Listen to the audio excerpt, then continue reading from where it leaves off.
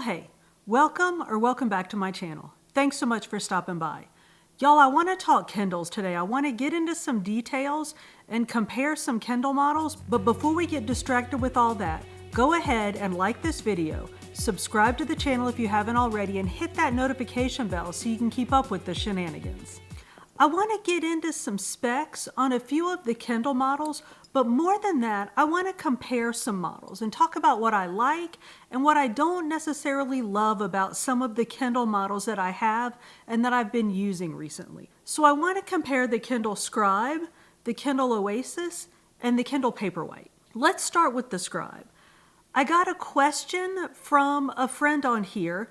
Goddess Nikki Reads said that she also has the Scribe, but that it's not necessarily all that convenient for her to use a lot of the times, and asked when I think is a good time to use the Scribe, which got me thinking.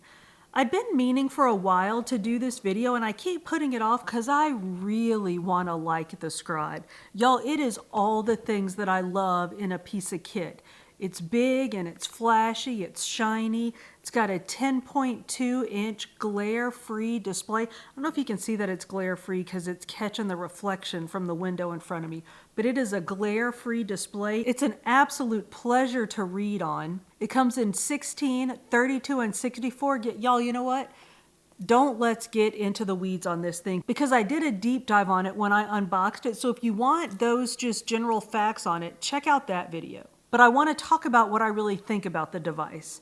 And I really kind of don't want to talk about it because I don't love it as much as I want to. Like I said, it's a beautiful device. It's lovely to read on, but y'all, it's just big and kind of awkward. So it's great to read on, I guess I would say, when you're sitting somewhere and you don't have to hold it up. Like I enjoy sitting on the couch with it on my lap and reading on it. Or I'll have one hand supporting the device, but the weight of the device isn't in my hand.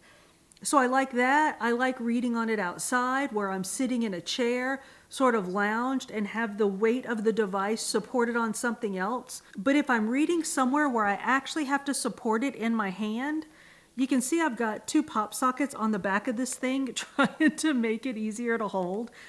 And the reason that I have them positioned where I do, let's get into this a little bit, is because when the thing first came out, I only read on it in portrait. And here's why. Let me show you this. So here it is in portrait, and that's fine. That's well and good enough to read. To me, to my brain, that's still a whole lot to be looking at on a page at a time. But when you would flip it to landscape, this used to be the only option. And I just could not process information that way. My brain just would not do it. But now, with a software update, we've been given the option of a 2-column view in landscape. Y'all, I like this view a lot. So I'll sit with this thing on my lap and read in landscape like this for a long time. This thing in landscape, compared to the Kindle Paperwhite, it's like 2 Paperwhites side by side. So I really enjoy that view. I enjoy reading on it this way. But again, the only way that I really feel comfortable reading on it or holding it is when the weight of the device is supported. Now, I'm not a big person. I don't have like big beefy hands, so maybe that's the problem, but it just gets heavy for me after not very long. So as an e-reader, this is not my go-to like on-the-go workhorse machine. This is my sitting on the couch, lounging, maybe being posh choice for an e-reader. Now, as a note-taking device, that's a completely different story, and I'll talk about that in another video. I'm debating whether I want to compare the Scribe to maybe the Remarkable 2 or something in another video, so y'all let me know. If you have any interest in that at all, let me know. I might do it even if you don't care, because I might just want to know, but either way.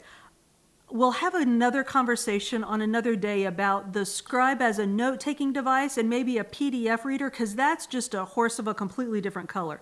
But as far as the Scribe as an e-reader, it's a little heavy, it's a little cumbersome, but the actual reading on the device is a dream.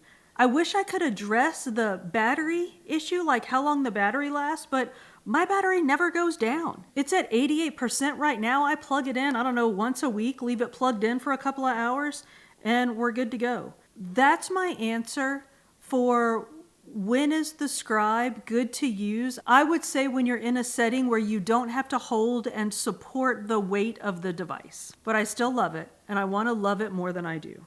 I guess I love it in theory. So that's the Scribe. Now let's talk about the Oasis. This is another one that I did a deep dive into, so if you want details on the specs on the Oasis, you can find those in my other video. I'm going to try not to get into those because that's not the point of this conversation. What we're talking about here is sort of readability or usability, I guess, of the device. How useful is it and how convenient is it to sort of grab it and read on it? Because that's one of the benefits of having a Kindle, right? Or really any e-reader, is that it's convenient to just pick up and start reading. It remembers your place. You can keep multiple books on it at a time. You don't have to worry about storage, y'all.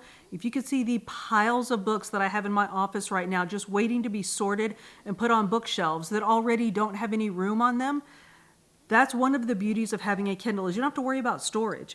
And again, we're not getting into specs, but the smallest storage amount that you can get on a Kindle is 8 gigs, which doesn't sound like a whole lot if you're used to like editing videos or downloading videos or like big bulky files, but books aren't big bulky files. So unless you're downloading a lot of maybe audiobooks, I don't know how big audiobooks are or how much space they fill up on these, but just regular books, like just textbooks, or not textbooks like school textbooks, because those might take up more room because of the graphics and stuff in them, but just plain old like letters on pages books, you can keep lots of books on an 8 gigabyte Kindle. But anyway, let's talk about the Oasis. So this is sort of the middle step in between the sort of high posh Scribe and the more workhorse Kindles. It's got a 7, I know we're not going to get into specs here, but we kind of have to talk a little bit about it so we can talk about what we're talking about. It's got a 7-inch display, which is significantly smaller than the Scribe, but y'all look, I can hold it in one hand, where the Scribe is a two-hand thing all day long. So it's got a 7-inch display, and the asymmetrical design makes it a little weird, but somehow comfortable to hold. I talked about this in my other video. It's kind of like holding a book. Like when you're holding a book and the one side is thicker than the other, unless you're like right in the middle of the book. Y'all don't start with me. But it just has sort of and it might even just be an emotional comfort thing that you feel like you're holding a book. So that's an intentional design decision with the Oasis, and I really like it. Of course, it's glare-free. I say of course it is. It's a glare-free display, and it has 25 LEDs, which is, again, right in between the Paperwhite and the Scribe. So it's a very nice, very even lighting experience when you're reading. Of course, it's got the auto-adjusting warm light. So as the ambient light in your environment changes, the lighting in the Kindle will change, which will help you to avoid eye strain. I really enjoy the look of this Kindle and the feel of it. Again, I like this one for sort of sitting around, but this one I will hold in my hand while I'm reading. I think I said this in my other video, I didn't think I would care a bit about the buttons because, y'all, I've had Kindles like the whole time most of the time the Kindle's been out, I've had Kindles. And I have never missed the physical buttons once they were gone. And I still don't miss having physical buttons when I'm reading on other Kindles that don't have physical buttons. But I love the physical page turn buttons on the Oasis. Somehow, and it doesn't make any sense unless you've done it, but somehow not having to touch the screen to turn the page allows me to be more immersed in the world that I'm in when I'm reading. I don't know why swiping a page, or maybe it's having to be cognizant of where my finger is on the page, because of course when you swipe from left to right, it goes backwards. And when you swipe from right to left, it goes forwards. But with the buttons, it's just more intuitive. You don't have to think about where your finger is on the button. You just hit the button and it changes your page. Again, I can't explain it. There might be something psychological. I might just be a little bit outside my head. But that's comfortable for me when I'm reading, and I don't think a single bit about turning the page. I just naturally turn the page. So I do really love reading on the Oasis. This is going to sound a little strange. I can hold it one-handed, but I can't palm it. Like my hand isn't quite, this isn't comfortable. This is like palming a basketball, which I can't palm a basketball.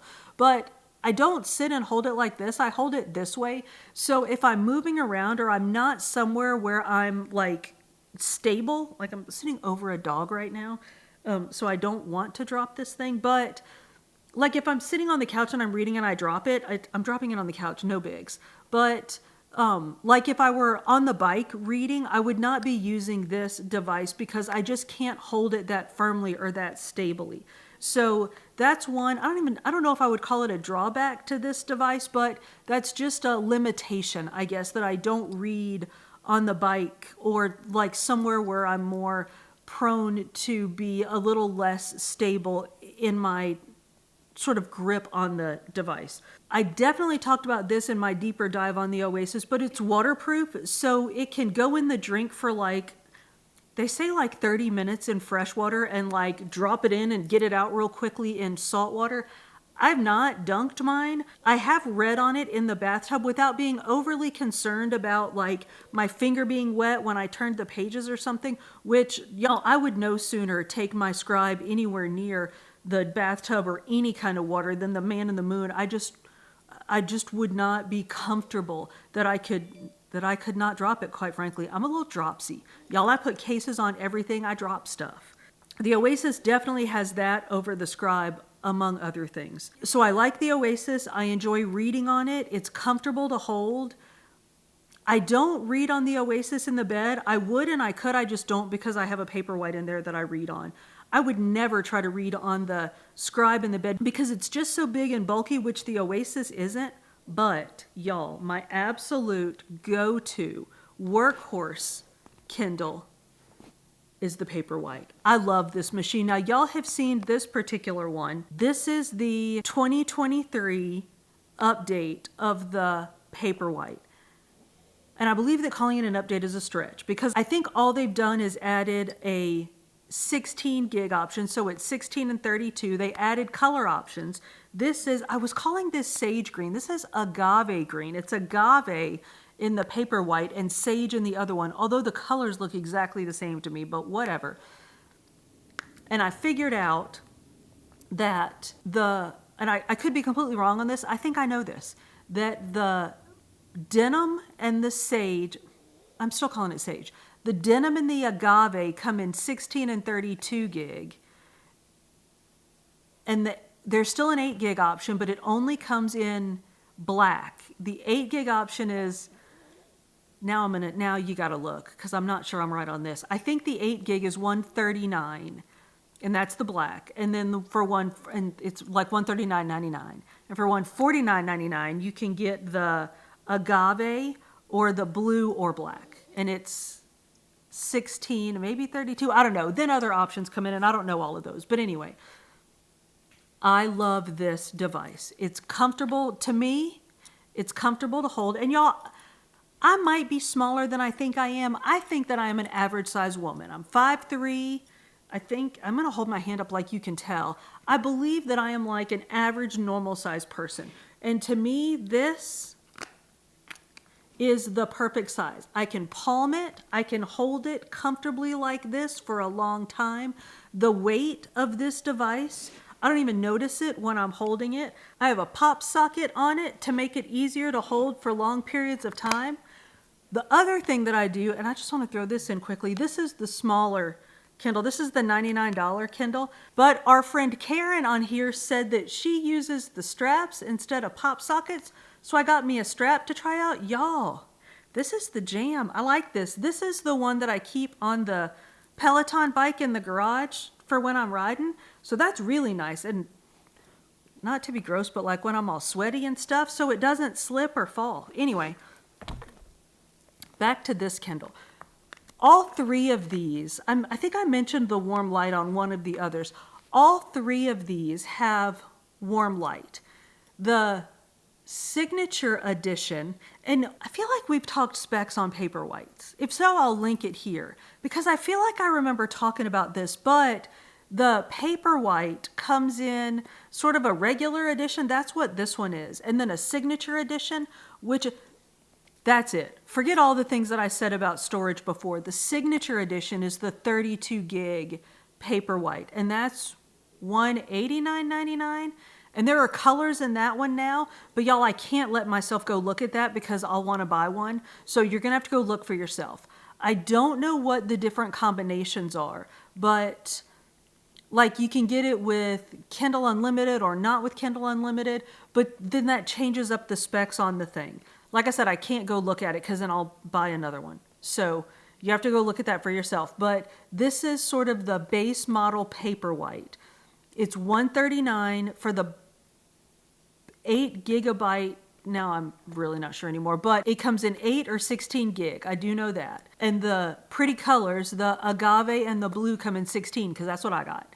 So I know all of those things to be true. The Paperwhite has most of the bells and whistles of the Oasis, just a little bit less. Like instead of the 7-inch screen, this is a 6.8-inch screen. And I'm not going to lie, you can I feel like I can tell the difference when I'm reading on it. Maybe that's just me trying to justify to myself buying that Oasis, because y'all, seriously. But the signature edition has the auto-adjusting brightness and warm light. The regular Paperwhite has a schedule that you can set. So you can go in and set your warmness, what is that? The brightness and warmth of your screen, or you can set a schedule for it to change at a certain time every day. Same thing with the battery life on this. I have no idea how long it lasts because mine just lasts for a really long time, and then I plug it in for a while and then it lasts a lot longer still. I believe it's like 35 hours of actual usage. These are USB-C charging and they seem to charge pretty quickly. Paperwhite's waterproof. Did we talk about that? So same kind of waterproof as the Oasis. Like, I wouldn't like soak it in the water to test the half an hour theory, but theoretically it's, what is it, PX8, which is the 2 meters for 30 minutes in fresh water, or like dunk it in and grab it back out for salt water. My dog's getting shifty. Again, I've never tested it. I don't plan to test it, but if you have like an unfortunate event, grab it out quickly, get it dried off, and you should be fine. I think all Kindles have Bluetooth audio now, so you can like hook up a Bluetooth speaker to it and listen to, like if you have Audible, you can listen to your Audible through your Kindle. I haven't tried this yet.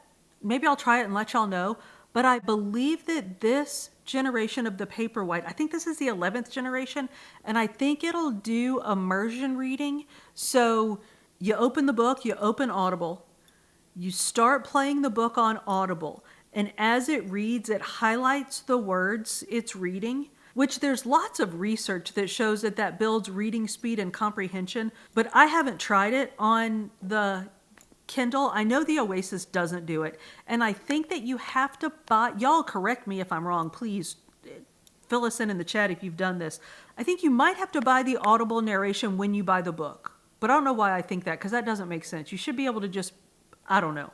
Maybe that links them together, but they should be linked. I don't know. I don't know what I'm talking about. Maybe I'll try it and let y'all know at some future point in time. But y'all, I love the Paperwhite. I'm a little sad because I checked just yesterday. I thought I was going to try to film this today, and the Kindles have been on sale. You may have seen, I did a couple shorts because I realized that this Kindle was on sale. The $99 Kindle was on sale for $79. So I did a few shorts promoting that, not promoting, but you know what I mean, talking about that sale. Well, I didn't realize that the Paperwhites were also on sale. Well, they were on sale through Mother's Day, which was yesterday. So I was going to talk about that today. So I went and looked today. Everything is back to full price. So never mind that. But back to what I was saying, which was, I love the Paperwhite. I think that it's well priced. I think that the signature edition's a little spendy, but it does have some added bells and whistles that the standard Paperwhite does not have. Do you need them? No. Are they the kind of thing that you're likely to miss if you don't know about them? No. So I believe that the standard edition Paperwhite is a fantastic e-reader. It is perfectly workable. There are a few things about the Paperwhite that I miss on the standard Kindle. Tell you what, one thing that I enjoy very much about this Kindle that the Paperwhite doesn't have is, see how the bezel on the front, that's the same color as the back? It's the denim blue. Look at this thing. It almost looks a little bootleg. See the agave green on the back? Do you see agave green on the front? No. You know why? Because it doesn't have it. So I don't even know. I know. That's something silly to even complain about that I wouldn't even know if I probably wouldn't even know if I didn't have this one. But that is my one complaint about this Paperwhite is that, y'all, if you're going to do that, do that. Come on now, finish the drill. But there are a few things, what was I even saying? There are a few things about the Paperwhite that I would miss on the standard $99 Kindle if this was like my everyday, it kind of is my everyday read, but it's like my everyday read in the garage read. So it doesn't have warm light, which doesn't matter to me because I don't read it in the dark. I read it in bright garage light. So I don't miss that. But if I were using this as my like everyday sit inside, read it, or like my read in the bed reader, I would not enjoy that. So to me, the $40 difference between the standard Kindle and the Paperwhite, if you can do it comfortably, I think is worth it. The difference between the standard Paperwhite and the signature edition, for that price jump, and then can you justify buying any of the other ones other than that you just want like a posh, sassy e-reader? I don't really know. Because to me, that's all those are, is like a turbo Paperwhite with a fancy dress on. Now, like I said, I am going to get into the note-taking, writing, like Scribe capabilities of the Scribe. We'll talk about those in another video because that's really like a totally different animal. So we'll talk about the Scribe as an e-writer compared to other options in that sort of space. But as far as an e-reader, to me, the Scribe and the Oasis are the Paperwhite on steroids wearing pretty dresses. I enjoy them. I like hanging out with them, but the Paperwhite is my go-to reader, and if I had to just choose one, this would be it. Y'all tell me what you think. Do you read on an e-reader? And if so, which one is your choice? Matthew, who's a friend of the channel, said that his choice is the Nook and that they offer some Nook-specific book deals, which kind of made me want to go look for a Nook now. Tell me what you're reading on. Do you read on a Kindle? And if so, which one? Which one's your favorite and why? Y'all, thank you so much for coming to my channel. If you made it this far, we're definitely friends. So go ahead and like this video, subscribe to the channel if you haven't already, and hit that notification bell so you don't miss any of the shenanigans. I upload food and fitness videos on Mondays with some book videos sprinkled in between. See you on the next one.